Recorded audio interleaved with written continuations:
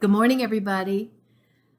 I am doing as I promised, giving you a sneak peek at an abbreviated view of a Mother's Day message that God really dropped into my heart.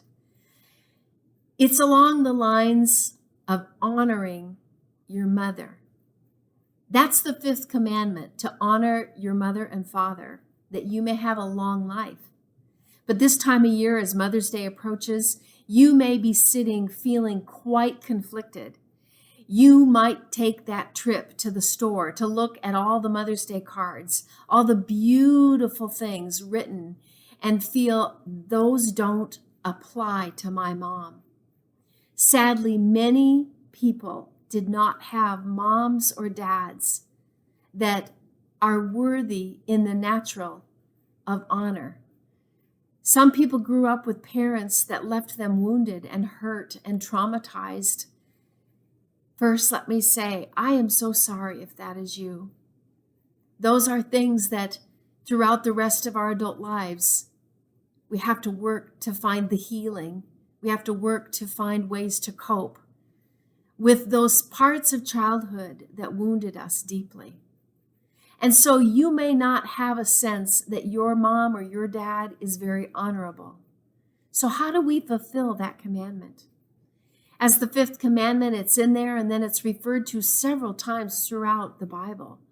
And so when something is repeated like that, I do believe we have to give good attention to it. I believe that that is God's will, that we honor our parents. A lot of translations suggest that the word honor is translated literally as giving weight, giving heavy significance to. How do I do that? How do I honor a parent that's not honorable? How do I give them significance? I want to give you a couple of suggestions. First of all, honor your mother with the help of God. The first step in honoring a not very honorable mom is to say, God, I can't do this on my own. On my own, I don't see there's anything honorable about it.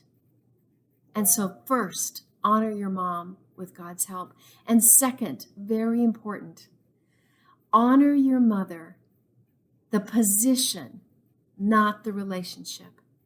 You see, there are many people that I give honor to, not because I know them well, or not because I agree with them, or not because I even like them or feel loved and cared for by them.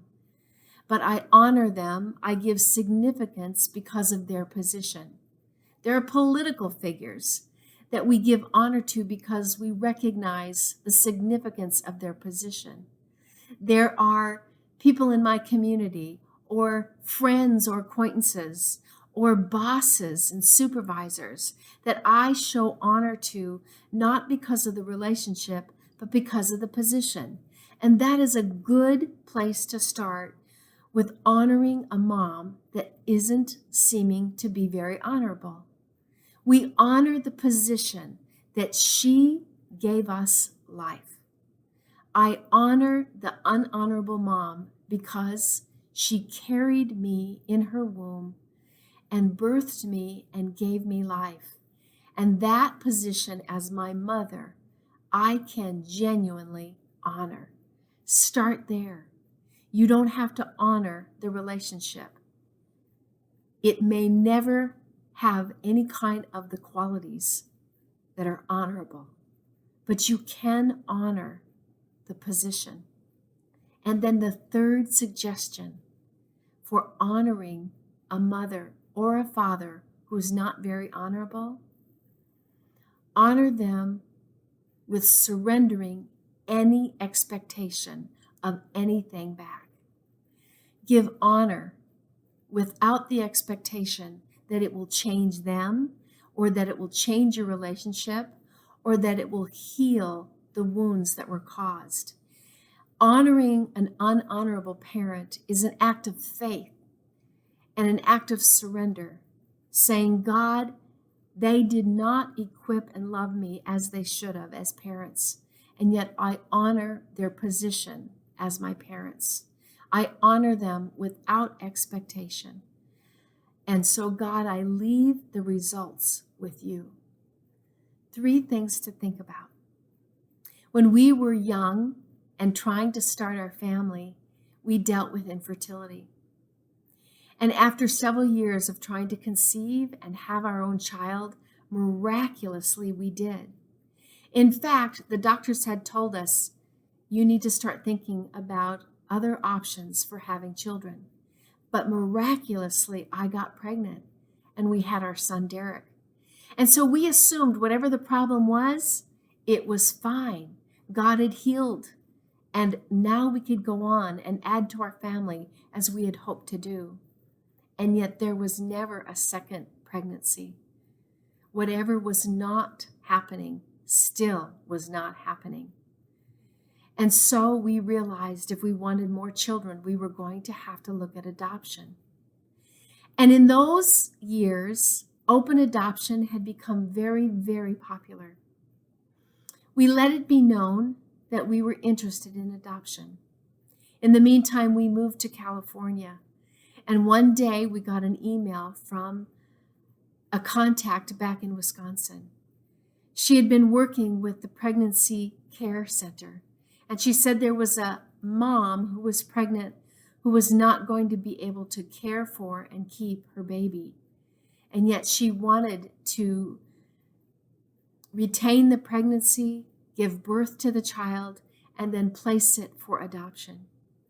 And is wondering if we would consider becoming the adoptive parents. We were ecstatic. We felt like it was an answer to prayer that God had brought right to us. And so we thought for a couple days and then gave her a very confident yes, we would love to become the parents of your baby. It was several months before the baby was due, and we began getting busy with an adoption attorney, doing all of the necessary paperwork, having the home study, having visits from a social worker, paying the money to our attorney for the cost of having everything done right and legally. We also began to prepare and looked at our calendars. The biological mom wanted us to be there just as soon as we could after the baby was born so we could quickly bond with the baby. It would be placed with us in foster care until the formal adoption could happen. We were so excited. At that time, because of the legal paperwork, we even had to name the baby so that there were names of this child within the paperwork. And so we got to think about the name for that baby. The baby was a boy. The baby was born a couple days, a couple weeks early, and we got the call. And the social worker on the other end said, she's had the baby. And we said, okay, well, we'll come. We'll get the tickets and we'll be there tomorrow. And the social worker said, no, you need to hold off. The mom really wants just some time with the baby before you come. We said, oh, okay. And when she said time, she just meant a day or two. In a day or two, we called the social worker. We said, when should we come? When should we buy our tickets? And the social worker paused, hesitated, and she said, I'm really sorry to tell you, but the mom has changed her mind. She's going to keep the baby, and she's going to try to raise the baby. I was devastated. My heart was suddenly ripped out of my chest. You see, I had already washed newborn baby clothes, gotten the equipment that we needed. We had already named that baby. We had paid the money to finalize the adoption. We were ready. And now suddenly that dream of adding a new child had come to an abrupt end. It took a long time to heal that wound. It took a lot of unanswered questions, a lot of tears, and it took a lot of Mother's Days where I could not hardly go to church or sit through a service. I just wanted Mother's Day to quickly pass. And yet over time, God healed that wound. Over time, I prayed often for that child that was not mine, but I knew existed. Wherever that child was, whatever that child was experiencing, I prayed that God would be with that child. That child would be safe and blessed and protected. Many years later, when that child was in their late 30s, I was at a church function and a woman came to me, and she did not look familiar. She introduced herself and she said, "You probably don't remember me." But she said, "My name is," and she told me who she was. And she said, "I'm hoping I can talk to you for a few minutes in private." It was the mom of the baby we were to adopt. She confessed that throughout the years she had lost custody of that baby because of neglect. That baby had been raised by an uncle and aunt. She was making amends as she was working through a program of sobriety. And she wanted to apologize and tell me how sorry she was that she did not fulfill the promise and commitment to allow us to adopt her child. And with tears, we both cried. And I told her, "Oh, I have released you and forgiven you long ago. I honored, with God's help, you as that baby's mom. And I've prayed for both of you." It was an amazing full circle of such a difficult situation. And yet God taught me so much about honoring even what seemed dishonorable. I'm so grateful that I did not let bitterness and anger and that wound fester and grow. I'm so grateful to God that I could sincerely forgive that woman and free her from the guilt and the shame. And I'm so grateful that even though I've never known or met that child, who's now an adult, I've been able to pray for that child, pray God's protection. That was my way of honoring something that was dishonoring.